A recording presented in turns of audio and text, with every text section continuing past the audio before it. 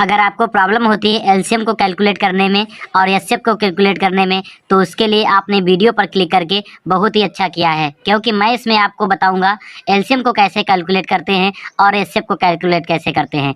LCM क्या होता है, एचसीएफ क्या होता है, एलसीएम को इंग्लिश में क्या कहते हैं, हिंदी में क्या कहते हैं, और एचसीएफ को इंग्लिश में क्या कहते हैं, हिंदी में क्या कहते हैं। तो इन सारी बातों को समझने के लिए आपको वीडियो को लास्ट तक जरूर वॉच करना है। तो चलिए शुरू करते हैं। हेलो दोस्तों, कैसे हैं आप सब? उम्मीद करते हैं आप अच्छे होंगे। आज के इस वीडियो में हम आपको बताएंगे कि एलसीएम को कैसे कैलकुलेट करते हैं और एचसीएफ को कैसे कैलकुलेट करते हैं।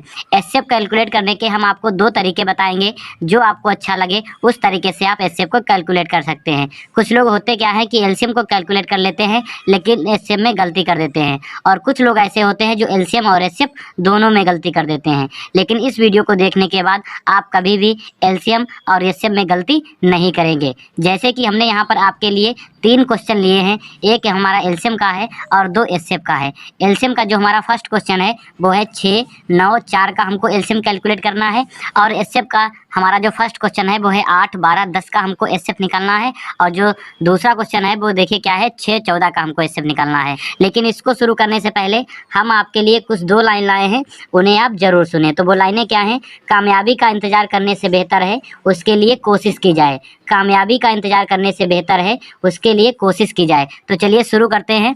अब चलिए अब हम बात करते हैं एलसीएम की। तो देखिए एलसीएम को इंग्लिश में कहते हैं लीस्ट कॉमन मल्टीपल, और इसको हिंदी में कहते हैं लघुत्तम समावर्त, और शॉर्टकट में इसको हिंदी में लासा भी कहते हैं। अगर बात की जाए एचसीएफ की, तो एचसीएफ को इंग्लिश में कहते हैं highest common factor, highest common factor, और इसको हिंदी में कहते हैं महत्तम समावर्त, और शॉर्टकट में इसको हिंदी में मासा भी कहते हैं। अगर बात की जाए कि एलसीएम होता क्या है, वह छोटी से छोटी संख्या, वह छोटी से छोटी संख्या जो प्रत्येक संख्या से पूर्णतः विभाजित हो, मतलब पूरा पूरा कट जाए। जैसे कि यहाँ पर देखिए हमारे पास में संख्याएं दे रखी हैं 6, 9, 4, इनका हमें एलसीएम निकालना है। तो एलसीएम वाली जो हमारी संख्या होगी वो एक ऐसी संख्या होगी जो इन तीनों संख्याओं से पूर्णतः विभाजित होगी, मतलब पूरा पूरा कट जाएगी। और अगर इसी तरीके से बात की जाए एचसीएफ की, तो वह बड़ी से बड़ी संख्या, वह बड़ी से बड़ी संख्या जो प्रत्येक संख्या को पूर्णतः विभाजित कर दे, मतलब पूरा पूरा काट दे। जैसे कि यहाँ पर हमारे पास में देखिए क्वेश्चन दे रखा है 8, 12, 10, हमको इन तीनों संख्याओं का एचसीएफ निकालना है। जो हम एचसीएफ निकालेंगे, एचसीएफ वाली जो हमारी संख्या होगी वो इन तीनों संख्याओं को पूर्णतः विभाजित करेगी, मतलब पूरा पूरा काटेगी। जब हम इन क्वेश्चनों को करेंगे तब आपको ये और अच्छे से समझ में आ जाएंगे।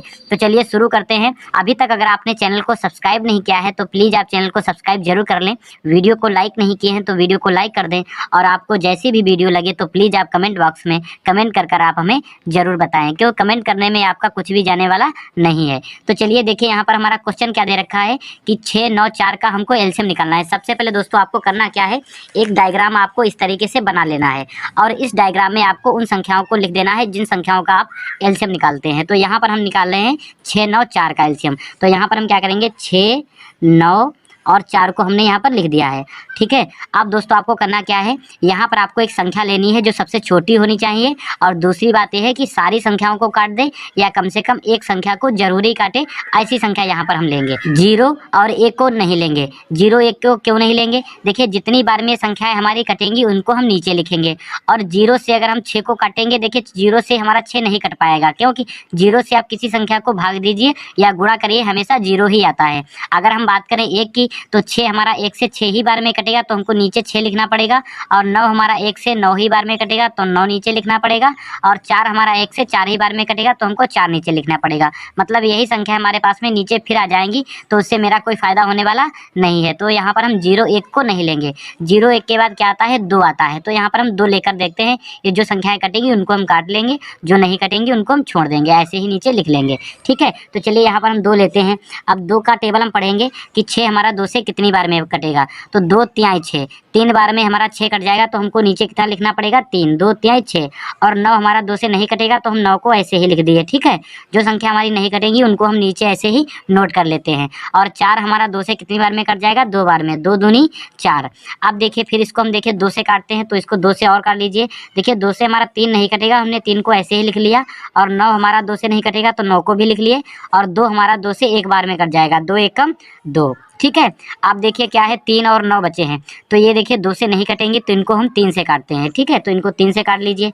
3 हमारा 3 से एक बार में कट जाएगा, 3 एकम 3, और हमारा 3 से 3 बार में कट जाएगा, तो 3 क्या 9। ठीक है, और एक हमारा लिखा है तो इसको हमने ऐसे ही नीचे लिख लिया।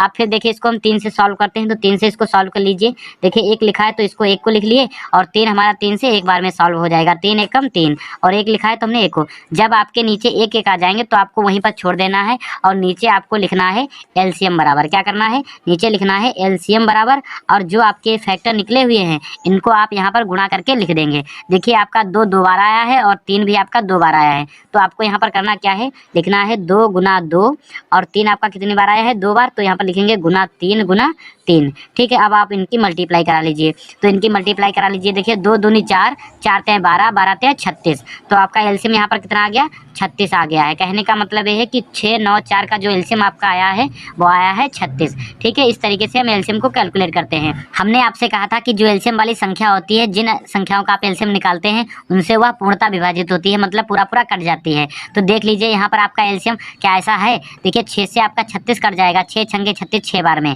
9 चौके 36, 9 से 4 बार में 36 आपका कट जाएगा, और 4 नामे 36, 36 आपका 4 से 9 बार में कट जाएगा। मतलब तीनों संख्याओं से ये पूर्णतः विभाजित हो रहा है, पूरा पूरा कट रहा है, तो इसका मतलब ये है कि आपका एलसीएम सही है। ठीक है, इस तरीके से हम एलसीएम को कैलकुलेट करते हैं। अब देखिए हम बात करते हैं एचसीएफ की, तो देखिए एचसीएफ को कैसे कैलकुलेट करते हैं। हमारे पास में क्वेश्चन दे रखा है एचसीएफ का है कि 8 12 10 का हमको एचसीएफ निकालना है। सबसे पहले दोस्तों आपको करना क्या है कि आपको एक डायग्राम इस तरीके से बना लेना है।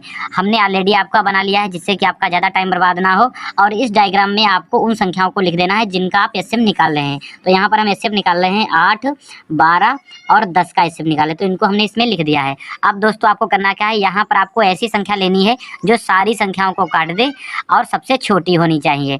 ये नहीं सिर्फ एक संख्या को काटे या 2 संख्याओं को काटे, जिन संख्याओं का आप एचसीएफ निकालते हैं उन सारी संख्याओं को काटे, ऐसी संख्या यहाँ पर लेंगे और सबसे छोटी सी संख्या लेंगे। 0 1 नहीं लेंगे। 0 1 को क्यों नहीं लेंगे, हम आपको पीछे बता चुके हैं, जिसको आप समझ सकते हैं, उसी का कारण हम यहाँ पर 0 1 को नहीं लेते हैं। और 0 1 के बाद क्या आता है 2, तो यहाँ पर हम 2 से देखिए सारी संख्या हमारी कट रही हैं, तो यहाँ पर हम 2 लेंगे। देखिए 2 से हमारा 8 भी कट जाएगा 4 बार में, 2 चौके 8, 12 हमारा 2 से कट जाएगा 6 बार में, 2 छंगे 12, और 10 हमारा 2 से 5 बार में कट जाएगा, 2 पंचे 10, मतलब सारी संख्याएं हमारी 2 से कट गई। अब देखिए आपके पास में क्या यहाँ पर कोई ऐसी संख्या है जो इन तीनों संख्याओं को काट दे। देखिए 2 अगर यहाँ पर हम लेते हैं तो 2 से 4 कट जाएगा, 6 कट जाएगा, लेकिन 5 नहीं कटेगा। और 3 अगर लेते हैं तो 3 से 6 कट जाएगा, 4 और 5 नहीं कटेगा। अगर 5 लेते हैं तो 5 से 5 कट जाएगा, 4 और 6 नहीं कटेगा। मतलब अब हमको कोई भी ऐसी संख्या यहाँ पर नहीं मिल पा रही है जो इन सारी संख्याओं को काटे। जब आपको कोई ऐसी संख्या ना मिले तो उसको आप वहीं पर छोड़ दीजिए, और नीचे आपको लिख लेना है एचसीएफ बराबर। क्या करना है, लिख लेना है एचसीएफ बराबर, और जो आपका ये फैक्टर निकला है इसको यहाँ पर लिख देना है। यहाँ पर आपका फैक्टर कितना आया है 2, तो आपने यहाँ पर 2 लिख दिया है। ठीक है, इस तरीके से हम एचसीएफ को कैलकुलेट करते हैं। अगर मान लीजिए आपके पास में कहीं पर एक जगह पे 1 आ जाता या 2 जगह पर 1 आ जाता, तो भी हम उसको वहीं पर छोड़ देते, और जो आपका ये फैक्टर निकलता उसको हम लिख देते एचसीएफ। ठीक है, यहाँ पर आपका फैक्टर कितना है 2 है, तो यही आपका एचसीएफ हो गया है। हमने आपसे कहा था कि एचसीएफ वाली जो आपकी संख्या होती है वह एक ऐसी संख्या होती है जिन संख्याओं का आप एचसीएफ निकालते हैं वह उनको पूर्णतः विभाजित करती है, मतलब पूरा पूरा काटती है। जैसे कि यहाँ पर देखिए 8 12 10 का हम एचसीएफ निकाले हैं, तो हमारा एचसीएफ कितना निकला है 2 निकला है। अब 2 देखिए इन तीनों संख्याओं को काट रहा है या नहीं, तो 2 चौके 8, 2 छंगे 12, 2 पंचे 10, मतलब तीनों संख्याओं को पूर्णतः विभाजित कर रहा है, मतलब पूरा पूरा काट रहा है। तो इसका मतलब ये है कि आपका एचसीएफ सही है। ठीक है, इस तरीके से हम एचसीएफ को कैलकुलेट करते हैं। इसको हम बोलते हैं अभाज्य गुणनखंड विधि। ठीक है, इससे इसको कैलकुलेट करते हैं। अब हम आपको बताएंगे कि भाग विधि से एचसीएफ को कैसे निकालते हैं। तो देखिए हमने 2 नंबर के क्वेश्चन को अभाज्य गुणनखंड विधि से कर लिया। आपको बताएंगे कि 6 14 का एचसीएफ जो है भाग विधि से कैसे निकालते हैं। तो चलिए शुरू करते हैं अपने क्वेश्चन को। तो देखिए हमारे पास में क्वेश्चन क्या है कि 6 14 का हमको एचसीएफ निकालना है। इस क्वेश्चन को हम भाग विधि से हल करेंगे। किस विधि से, भाग विधि से। तो सबसे पहले दोस्तों आपको करना क्या है, जो संख्याओं का आप एचसीएफ निकालते हैं, जैसे कि यहाँ पर हम 6 14 का एचसीएफ निकाल रहे हैं, तो हम इनका कंपेरिजन करा लेंगे कि इसमें कौन छोटा है कौन बड़ा है। तो इसमें छोटा कौन है 6 और बड़ा कौन है 14 है। तो हम लिखेंगे यहाँ पर कि 14 जो है वो बड़ा है 6 से। ठीक है, ये जो आपने इस तरीके का चिन्ह देखा, इसमें जो इस तरफ मुंह खुला होता है वो संख्या बड़ी होती है। जैसे कि यहाँ पर हमारी 14 बड़ी है संख्या, तो हमने इस तरीके से इसका मुंह इस तरफ खोल दिया है। अगर इधर की संख्या बड़ी होती तो हम इस तरीके से बनाते इसमें। ठीक है, अब चलिए क्या करेंगे हम कि छोटी संख्या से हम भाग देंगे बड़ी संख्या को। किसको, छोटी संख्या से भाग देंगे बड़ी संख्या को। तो बड़ी संख्या को भाग दे दीजिए। अब देखिए हम भाग देते हैं 6 से 14 को, तो 6 दूनी 12, 6 ते 18, 3 बार में ज़्यादा हो रहा है, तो हम 6 दूनी 12, 6 दूनी 12। अब हम क्या करेंगे, इनको घटा लेते लेते हैं। तो इनको घटा लीजिए, 4 में से जब हम 2 घटाएंगे तो हमारे यहाँ पर कितना बचेगा 2, 1 में से 1 घटाएंगे तो क्या बचेगा, कुछ नहीं।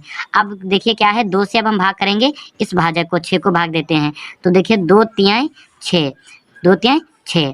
अब यहाँ पर शेषफल हमारा 0 आ गया। जो भाजक हमारा शेषफल 0 लाएगा वही हमारा एचसीएफ कहलाएगा। ठीक है, कहने का मतलब है कि यहाँ पर जो हमारा एचसीएफ आया है वो कितना आया है, 2 आ गया है। ठीक है, इस तरीके से इसको हम कैलकुलेट कर लेते हैं। जैसे कि अगर बात की जाए, यहाँ पर देखिए ये वाला जो बीच में लिखा होता है इसको हम भाज्य कहते हैं, इसको हम भाज्य कहते हैं। ये वाला जो होता है इसको हम भागफल कहते हैं, और जो नीचे हमारा आता है उसको हम शेषफल कहते हैं, और जिससे हम भाग देते हैं इसको हम भाजक कहते हैं। इसको क्या कहते हैं, भाजक कहते हैं। जैसे आपने इस तरीके से भाग कर लिया है, और इसमें जो आपका भाजक शेषफल 0 लाएगा वही आपका एचसीएफ कहलाएगा। तो भाजक यहाँ पर शेषफल 0 कौन लाया है, 2 लाया है। तो कहने का मतलब ये है कि 6 और 14 का जो एचसीएफ है वो कितना है, 2 है। ठीक है, इस तरीके से भी हम इसको कैलकुलेट कर ले सकते हैं। ये भाग विधि से एचसीएफ आपका हो गया। उम्मीद करते हैं कि आपको ये बहुत अच्छे से समझ में आए होंगे। जय हिंद प्यारे दोस्तों। अगर आपको वीडियो पसंद आई है तो वीडियो को लाइक शेयर करना बिल्कुल आप ना भूलें, और अभी तक चैनल को सब्सक्राइब नहीं किए हैं तो प्लीज़ आप चैनल को सब्सक्राइब जरूर कर लें। जय हिंद प्यारे दोस्तों।